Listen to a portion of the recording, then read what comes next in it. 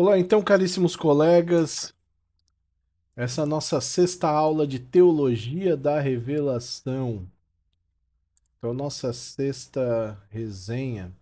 Lembrando a todos que essa nossa aula não substitui a aula do professor e nem, ao menos, a leitura da apostila. Ela é para deixar mais descomplicado o assunto. Então, hoje nós vamos caminhar juntos por uma das fases mais fascinantes da história da teologia, que foi a revelação na patrística e na escolástica.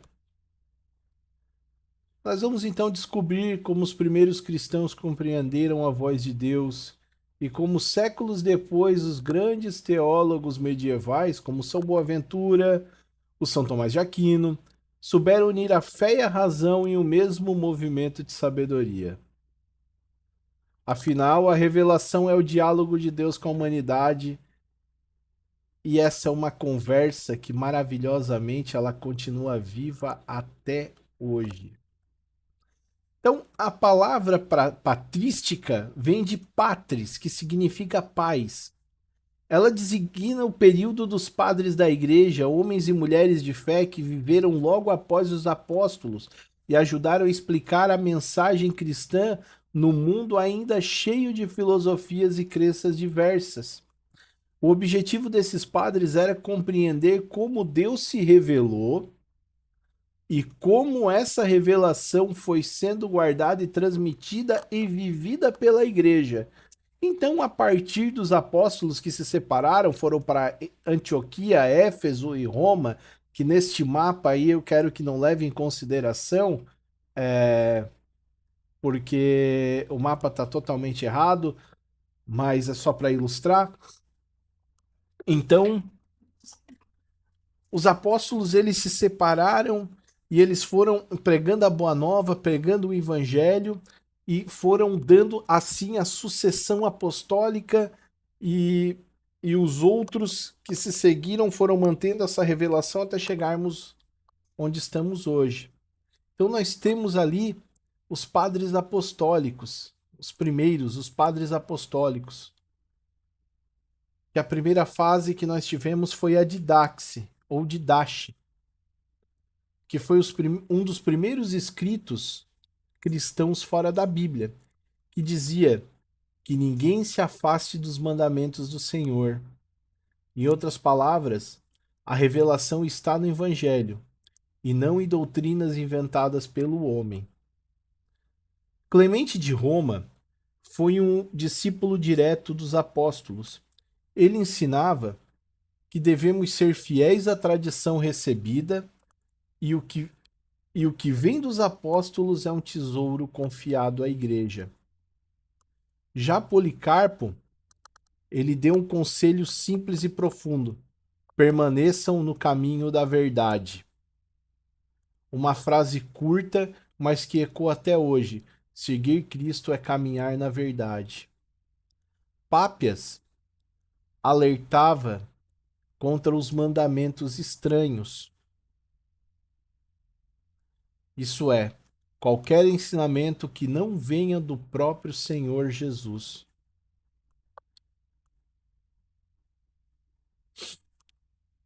E Inácio de Antioquia, que foi poético e mais profundo, ele chamava Jesus do Verbo saído do silêncio e dizia: sigam o bispo como Cristo segue o Pai. E é nele que nós encontramos uma visão na unidade entre Cristo, a Igreja e o Pai. Todos esses padres tinham uma convicção firme: Cristo é o centro da revelação e nele estão reunidas a verdade e a vida. Então, os primeiros padres da igreja, os pais apostólicos, aqueles padres que descenderam dos apóstolos diretamente, que foram a a primeira geração pós-apostólica e segunda geração pós-apostólica, eles eram profundos em dizer uma única situação: que Cristo é o centro da revelação. E davam conselhos, e os conselhos que nós seguimos até hoje. Não vá para ensinamentos estranhos. Não saia de outro ensinamento que não seja o Senhor. Permaneçam no caminho da verdade. Seguir Cristo é caminhar na verdade. Cristo é o centro da revelação.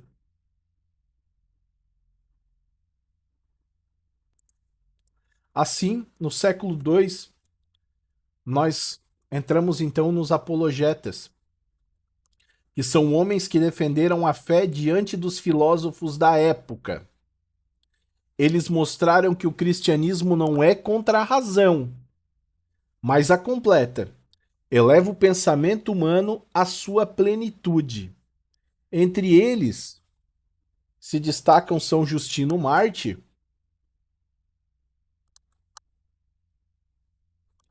Atenágoras, Teófilo de Antioquia e o autor da Epístola de Diagoneto.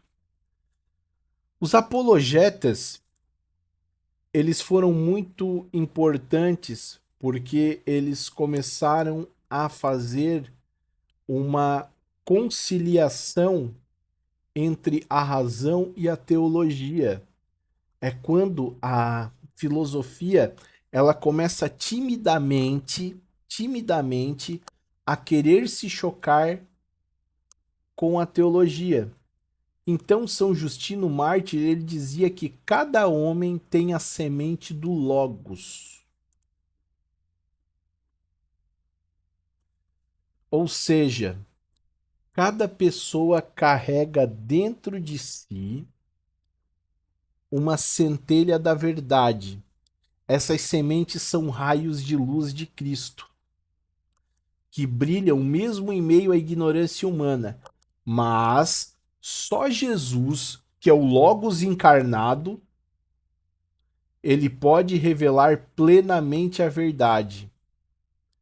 Ele via Cristo como mestre de todos os povos, o sol que ilumina todas as nações.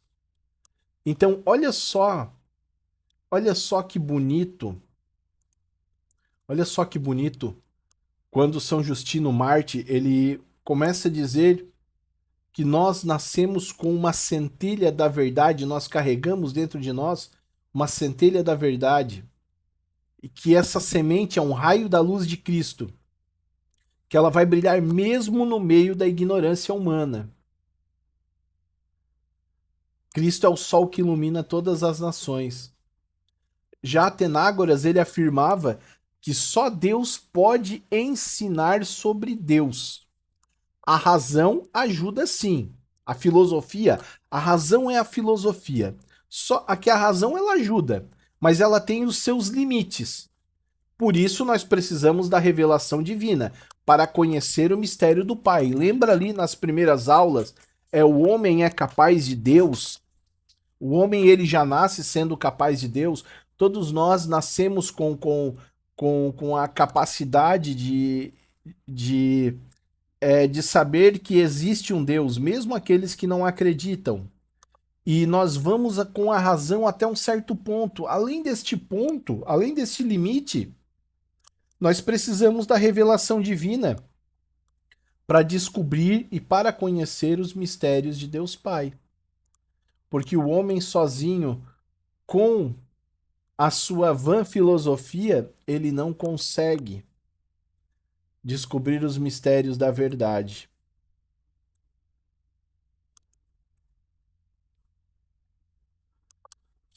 Teófilo de Antioquia, ele unia a razão e a fé. Ele dizia que uma alma pura pode perceber a presença de Deus, mas é o Logos que realmente o revela, enfatizando as teofanias do Antigo Testamento, aquelas manifestações luminosas de Deus sobre as obras do Filho, o Verbo. Então, além da razão, nós podemos unir a razão da fé, pois as manifestações de Deus são obras do Filho, do Verbo encarnado. E a epístola de Diagoneto, ela vem dizer que a fé cristã não vem dos homens, mas do próprio Deus. O Filho é o centro da revelação. Um só Deus, um só plano de salvação, um só Espírito que age na igreja. A igreja é o lugar onde a ação continua viva. Assim, os apologetas, eles concluíram que a razão busca, mas a revelação é quem encontra. Então, a filosofia, ela busca dar sentido, mas você só vai encontrar aquele verdadeiro tesouro da plenitude do Logos é na revelação, é na Bíblia, é na teologia. Então a conclusão dos apologetas foi essa. A razão busca, mas a revelação é quem encontra. Santo Irineu de Leão, lá no século II, ele foi um dos mais claros e profundos teólogos da Igreja Antiga.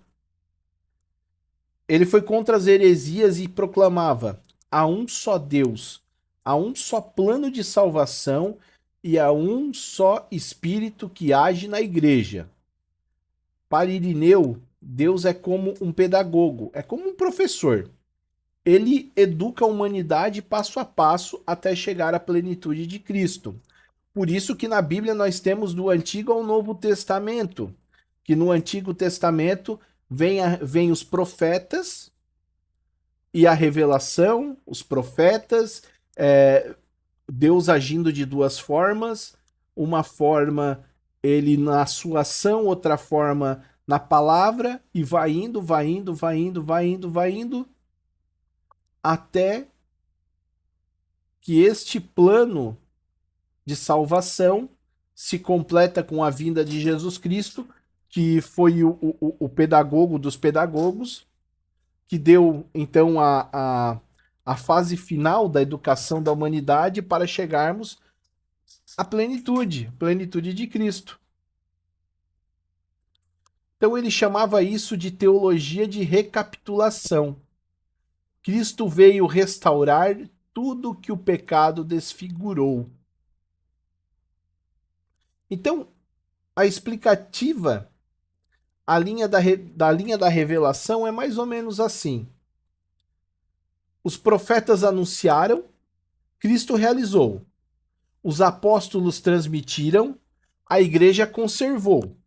Na santa tradição, no santo magistério, nas escrituras. O Espírito Santo anima e mantém viva a fé. Então nós temos os 5 pontos explicativos da revelação de Santo Irineu de Leão. Que ele diz que os profetas primeiro anunciaram todo o Antigo Testamento. Depois veio Cristo e realizou. Estamos na graça, fomos salvos.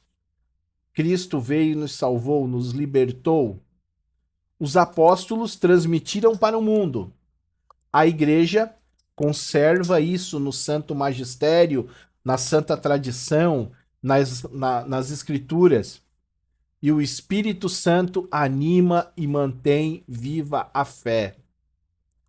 Uma só corrente de luz que começa em Deus e continua na igreja. Olha só, gente, abrindo um parênteses muito importante, isso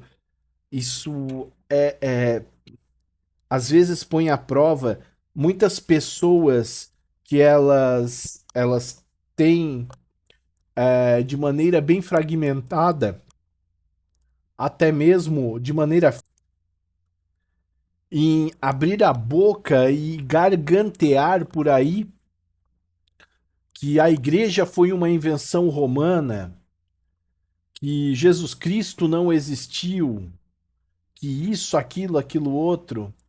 E quando você começa a estudar a fundo, a entender, a ler a patrística, a entender os pais da igreja, a entender a história, a entender toda essa formação, desde os profetas até mesmo Jesus Cristo, que realmente existiu, realmente, é, é, até mesmo a arqueologia comprova que Jesus Cristo existiu, e nós cristãos que acreditamos, obviamente, também em Jesus Cristo, que realmente ele existiu e é o Filho de Deus, o Verbo de Deus encarnado. E a partir disso nós começamos a ter todo esse enclave apostólico e todo esse molde desde os primeiros séculos. E tem pessoas que ainda insistem em querer negar, porque infelizmente desconhecem a história. Por isso que é muito importante para nós que estamos fazendo teologia se ligarmos muito bem nessa parte histórica, principalmente na parte da patrística, dos pais fundadores, dos pais organizadores da igreja, porque ela foi fundada, obviamente, por Jesus Cristo, mas ela foi organizada mantendo a sua tradição e o santo magistério por esses pais que acompanharam os apóstolos e depois a segunda geração e a terceira, e isso foi algo que não foi se perdendo, se mantém até hoje. Então, não esquecendo uma só corrente de luz que começa em Deus e continua na igreja. Daí nós chegamos então neste grande homem chamado Santo Agostinho, um dos maiores mestres da fé. Para ele, Jesus é o caminho, a verdade e a vida, como o próprio Jesus Cristo que disse: Eu sou o caminho, a verdade e a vida. Lembra? Lembra que a palavra religião, que significa religar, nós nós demos um sentido para uma palavra para denominar um encontro de pessoas ao propósito da fé, mas a nossa religião, o cristianismo, poderia dizer: o que você segue? Nós seguimos o caminho, a verdade e a vida. Como o próprio Santo Agostinho fazia questão também de dizer. E que a revelação não é apenas uma ideia, ela é um encontro. Olha que interessante, a revelação divina, a revelação da palavra de Deus, ela não é uma ideia, ela não é um pensamento, ela não é simplesmente uma história intuitiva, ela é um encontro no qual Deus fala e o coração responde. Santo Agostinho dizia que não basta ouvir com os ouvidos, é preciso ouvir com o coração. A graça de Deus ilumina a mente e aquece o coração. Por isso, para ele, a fé e graça caminham juntas. A fé é o começo, é a visão, a contemplação de Deus e a plenitude. Viu que interessante? A fé é o começo. Depois da fé é a visão, a contemplação de Deus e a plenitude. Não basta ouvir com os ouvidos, é preciso ouvir com o coração, pois a fé e a graça caminham juntas. E nós vivemos a graça de nosso Senhor Jesus Cristo, que foi revelada a nós. Os pais da igreja afirmam isso. Nada mais lindo de quando eu sempre digo isso, e acho que eu já disse até nas outras aulas, quando fazer uma leitura orante, uma lectio divina ou uma leitura histórica, é saber que nós estamos lendo a história de nosso Senhor Jesus Cristo, que foi contada pelos apóstolos e que estes doutores da igreja souberam interpretar de maneira exímia, de maneira maravilhosa, ao chegar ao ponto de construírem teses que nos abriram os olhos e o coração para a plenitude de Deus. Então, olha que riquíssimo que é a nossa igreja. Até a partir disso, nós vamos ter mais lá na frente a revelação na escolástica. Muita gente fica me perguntando o que é a escolástica. A escolástica nada mais é um pensamento cristão da Idade Média, que ele é baseado na tentativa da conciliação entre o ideal da racionalidade corporificado com a verdade revelada concebida na fé cristã. Então é a fusão entre a razão e a teologia, na qual traz a filosofia como uma função da doutrina religiosa. Então, séculos depois, lá na Idade Média, depois de Santo Agostinho, bem depois, surgiu a escolástica, que é o período em que a teologia se torna ciência. Olha que maravilha! É o período que a teologia ela vai se tornar ciência. É o período que nós já estamos chegando perto da teologia moderna que nós conhecemos. É a fé que começa a dialogar sistematicamente com a razão. Então, a partir dali, nós vamos ter São Boaventura. Ele via o teólogo como alguém guiado por uma luz divina. Para ele, a revelação, a palavra e a iluminação eram como três faces de uma mesma chama. Deus fala aos profetas de muitos modos, por sinais, por sonhos e pela palavra interior do Espírito. A luz cresce até brilhar completamente em Cristo, o Mestre de todos.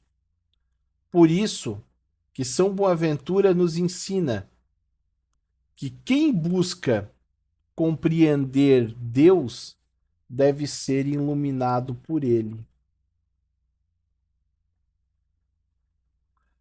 Deus fala aos profetas de muitos modos, por sinais, por sonhos, pela palavra interior do Espírito. E a luz cresce até brilhar completamente em Cristo, o Mestre de todos. Por isso, São Boaventura nos ensina que quem busca compreender a Deus deve ser antes iluminado por ele. Olha a comparação que ele faz, como a revelação é como uma chama que vai nascendo nos profetas e vai crescendo, crescendo, crescendo, crescendo. Quando chega em Jesus Cristo, nós temos a iluminação plena.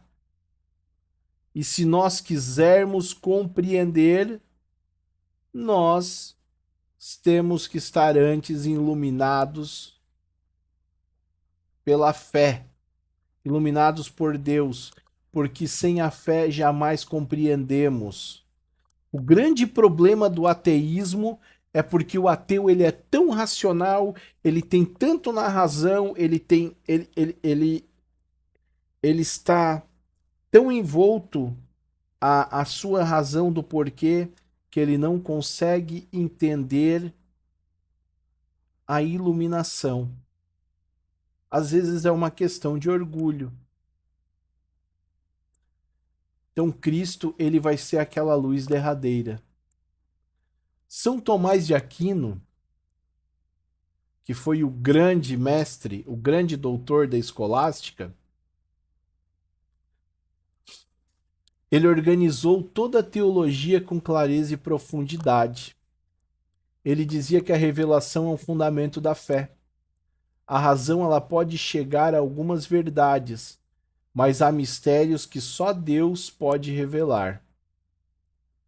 São Tomás distingue entre o revelabile, que a razão pode descobrir, e o revelatum, que é o que só pode ser conhecido porque Deus falou. A revelação, então, ela é progressiva. Começa com os patriarcas, cresce com os profetas e atinge a plenitude em Cristo. Por isso que ele dizia que Deus fala pouco a pouco até dizer tudo em Cristo. A luz de Cristo é o ponto alto da revelação. Nele tudo se une: a fé, a razão, o amor e a verdade. Então, caríssimos, nós temos que entender esse degrau da revelação, que quando lermos a Bíblia, que é a nossa divina sabedoria, o grande livro da revelação de Cristo, aliás, o grande livro da revelação do amor de Deus para conosco, é que Deus ele foi indo aos poucos. Talvez Deus ele tivesse ido aos poucos porque mesmo Deus conhecendo tudo, mas não subestimando o homem, Deus poderia pensar que o homem ele seria mais obediente e entenderia. Talvez se Deus em sua plenitude e se o homem deixasse tanto o orgulho de lado e entendesse o fundamento de Deus, talvez essa caminhada da revelação pudesse ter sido mais curta e hoje estaríamos vivendo na Nova Jerusalém, na Jerusalém derradeira, mas infelizmente pela própria dureza dos nossos corações não quisemos assim, pois Deus foi revelando aos poucos, começando pelos patriarcas, depois com os profetas, até chegarmos à plenitude de Cristo. E, felizmente, Cristo voltou ao Pai e depois, com toda essa revelação pronta, os nossos mártires, os nossos pais na fé, eles só tiveram o trabalho de livrar-nos das heresias, de esclarecer para nós a revelação, dar para nós, enxugar para nós uma doutrina. E por final, e por fim, obviamente, nos manter animados e vivos na fé do Espírito Santo. Então chegamos ao fim da caminhada dessa aula e nós aprendemos que desde os primeiros séculos os cristãos buscaram compreender a voz de Deus com o coração aberto. E que lá na Idade Média essa busca encontrou na razão um novo aliado. Porque a verdadeira teologia não é apenas o estudo, é oração que pensa e razão que ama. Levem isso com vocês. A verdadeira teologia é a oração que pensa e a razão que ama. Cristo é o centro e o cume da revelação. Ele é o centro e ele é o cume da revelação. E a fé é o começo e a visão é a plenitude.